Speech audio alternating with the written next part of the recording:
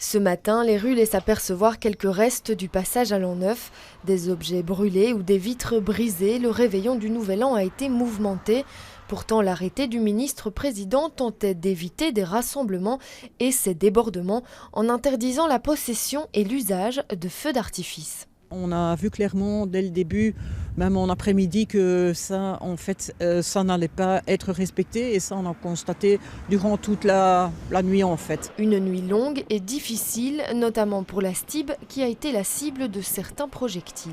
Il y a de nombreux abribus qui ont été endommagés avec des vitres brisées. Il y a également plusieurs véhicules, bus et trams qui ont été endommagés, donc des jets de projectiles sur nos véhicules. Heureusement, personne n'a été blessé, que ce soit dans les voyageurs ou que ce soit au niveau du personnel. Donc c'est vraiment ça le plus important. En plus d'avoir eu de nombreuses casses, 2 stations de métro ont dû être fermées, à Nessens et Étang-Noir, parce que plus d'une dizaine de personnes s'y sont rassemblées.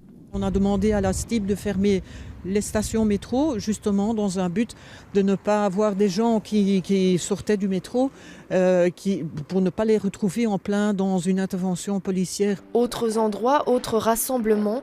À l'Atomium, 3000 personnes sont venues en espérant profiter d'un feu d'artifice alors qu'il avait été annulé. La Grand Place a également été fermée durant une partie de la soirée. Quand il y a trop de gens, c'est pas possible, donc on doit toujours tenir la sécurité, l'aspect sécuritaire à l'œil.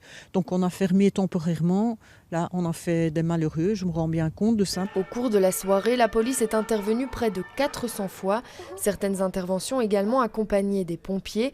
Au total, dans toute la région, il y a eu 150 arrestations, principalement administratives.